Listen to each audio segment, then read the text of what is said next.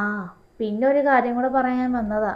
അവൻ അവിടെ നിന്ന് പറയുന്ന കേട്ട് നിന്നെ 3 മാസം കഴിയുമ്പോഴത്തേക്ക് ഇങ്ങ് കൊണ്ടുവരണമെന്ന്. ദേ വേണേ ഞാനൊരു കാര്യം പറയുക, സിസേറിയൻ ചെയ്തതാണ്. എനിക്കിപ്പം നിൻ്റെ ഉമ്മ നോക്കുന്ന പോലെ ഒന്നും എനിക്ക് അവിടെ കൊണ്ട് നോക്കാൻ പറ്റത്തൊന്നുമില്ല. അറിയാമല്ലോ, കുറച്ച് ഗുളിക അങ്ങോട്ട് വാരി തിന്ന് കഴിഞ്ഞാൽ പിന്നെ എൻ്റെ കണ്ണും ദൂരത്ത് പോലുമില്ല, പിന്നെ ക്ഷീണവും തളർച്ചയും വെക്കുക. അതാ അതുകൊണ്ട് നീ അവിടെ വന്ന് കഴിഞ്ഞാലുണ്ടല്ലോ, ഈ പൊടിക്കൊച്ചിനെ ഇട്ടുകൊണ്ട് അവൾ കിടന്ന് ജോലി ചെയ്യും, എന്നെക്കൊണ്ട് ചെയ്യിപ്പിക്കത്തുമില്ല. അവൾ വന്നതിന് ശേഷമാണ് ഞാൻ തുടങ്ങിയിരുന്ന് മാറിയിരിക്കാൻ തുടങ്ങിയത് തന്നെ. ഇപ്പം ഇവിടെ വന്നപ്പോൾ വീണ്ടും എനിക്ക് തുടങ്ങിയിട്ടുണ്ട്. ഇപ്പം ഞാൻ നീ വന്ന് വേണ്ടാത്ത ശീലങ്ങളെല്ലാം പഠിപ്പിച്ച് വെച്ചിട്ടുണ്ട് നിൻ്റെ കെട്ടിയോനെ നിൻ്റെ അമ്മായിപ്പനെ.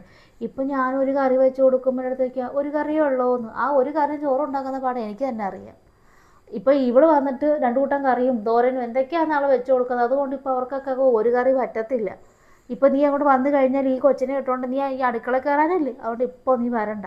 നല്ലതുപോലെ ഇറക്കൊക്കെ നല്ലോണം റെസ്റ്റൊക്കെ ചെയ്ത് ഒരു 4-5 മാസം, ഒരു 6 മാസം കഴിഞ്ഞിട്ടൊക്കെ വന്നാൽ മതി. അവൻ വിളിക്കുമ്പോഴേ അങ്ങ് പറഞ്ഞേച്ചാൽ മതി.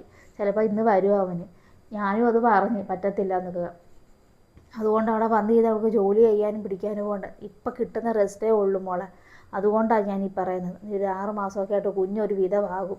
വരുമ്പോഴത്തേക്ക് നീ അങ്ങോട്ട് വന്നാൽ മതി. നിൻ്റെ ഉമ്മ നോക്കുന്ന പോലൊന്നും എനിക്ക് പറ്റത്തില്ല പൊന്നുമോളെ. കാണുന്ന പറഞ്ഞാൽ എനിക്കറിയാം.